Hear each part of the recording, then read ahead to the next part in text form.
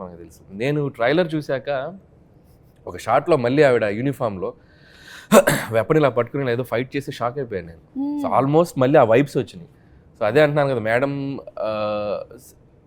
అంత జాగ్రత్తలు తీసుకొని మళ్ళీ యూనిఫామ్ వేస్తే మళ్ళీ చూసిన వాళ్ళు అంటే ఇప్పుడు ఈ యూనిఫామ్ ఇప్పుడు వేసి చేయగలరా అనే డౌట్ రాకుండా మళ్ళీ తను ఫిట్గా మార్చుకొని చేసిన నిజంగా డిసిప్లిన్కి హ్యాట్స్ ఆఫ్ మేము. నిజంగా నేను షాక్ అయిపోయాను 2-3 షార్ట్స్. ఇంకా కళ్యాణ్ గారు, సో నేను పటాస్ వర్క్ చేశాను ఆయనతోటి. సో మీరు అన్నట్టు నాకు డౌట్ ఉంది, ఆయన పోలీసా కాదా, యూనిఫామ్ ఎందుకు వేశారు, యూనిఫామ్ ఎందుకు వేయలేదు, అదే తెలియట్లా.